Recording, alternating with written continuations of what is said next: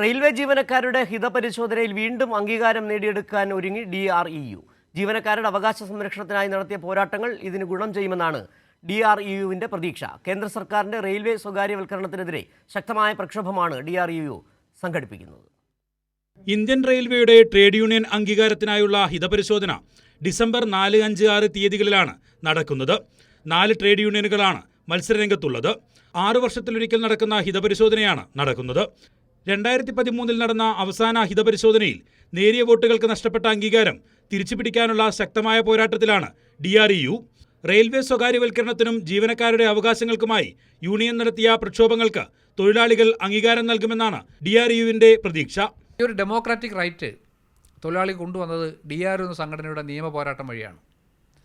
DREU ഈ കാലഘട്ടത്തിലെല്ലാം അംഗീകാരത്തിലുണ്ടെങ്കിലും ഇല്ലെങ്കിലും നിരന്തരമായ പോരാട്ടങ്ങളിലായിരുന്നു. സദേൺ റെയിൽവേയിൽ DREU ഉന്നയിച്ച് ഇത്തരം ആവശ്യങ്ങളെല്ലാം ദേശീയ തലത്തിൽ തന്നെ പ്രതിഫലിക്കപ്പെട്ടിട്ടുണ്ട്.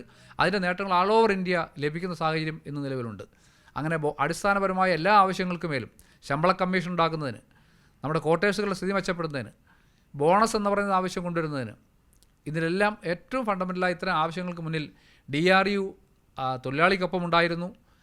ഇന്ന് വീണ്ടും ഈ ഡെമോക്രാറ്റിക് റൈറ്റ്, ഈ ജനാധിപത്യ അവകാശം, നമ്മുടെ സംഘടനയെ തിരഞ്ഞെടുക്കാൻ നമുക്കുള്ള അവകാശം നമ്മളിലേക്ക് തിരിച്ചു കൊണ്ടുവന്ന ഒരു ആത്മധൈര്യത്തിലാണ് DREU ഇത്തവണ റഫറണ്ടത്തിൽ തൊഴിലാളികളെ അഭിമുഖീകരിക്കുന്നത്. ശക്തമായ പ്രതിഷേധങ്ങൾക്കൊടുവിലാണ് ഹിതപരിശോധനയ്ക്കുള്ള അവകാശം 2007 ജീവനക്കാർ നേടിയെടുത്തത്. എന്നാൽ 2013 ശേഷം ഇതുവരെ ഹിതപരിശോധന നടത്താതെ വൈകിപ്പിച്ചു. DREU നടത്തിയ സമരപോരാട്ടങ്ങൾക്കൊടുവിലാണ് വീണ്ടും ഹിതപരിശോധന നടത്താൻ റെയിൽവേ തയ്യാറായത്. ദക്ഷിണ റെയിൽവേയിലെ 75,000 തൊഴിലാളികളിൽ തിരുവനന്തപുരം സോണിൽ 7,000 പേർ രഹസ്യ ബാലറ്റിൽ വോട്ട് ചെയ്യും. കൈരളി ന്യൂസ്, തിരുവനന്തപുരം.